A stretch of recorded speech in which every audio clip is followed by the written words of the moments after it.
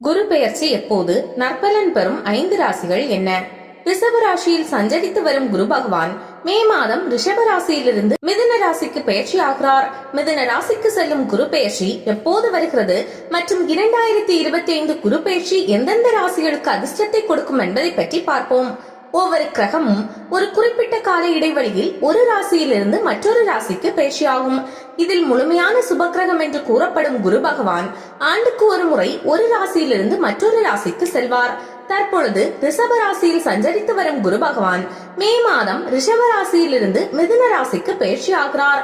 மிதுன ராசிக்கு செல்லும் குரு பெயர்ச்சி எப்போது வருகிறது மற்றும் 2025 குரு பெயர்ச்சி எந்தெந்த ராசிகளுக்கு அதிர்ஷ்டத்தை கொடுக்கும்?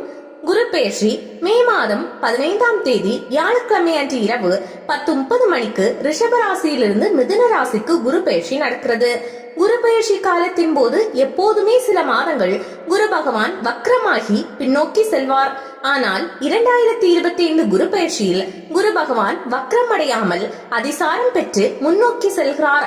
அதாவது குரு பகவான் கடகராசிக்கு பெயர்ச்சி ஆகிறார். குரு அதிசார பெயர்ச்சி 2025 அக்டோபர் முதல் டிசம்பர் வரை. குரு பெயர்ச்சி நடக்கும் ஒவ்வொரு ஆண்டும் ஒரு சில ராசிகளுக்கு அதிர்ஷ்டத்தையும் நற்பலன்களையும் வாரி வழங்கும்.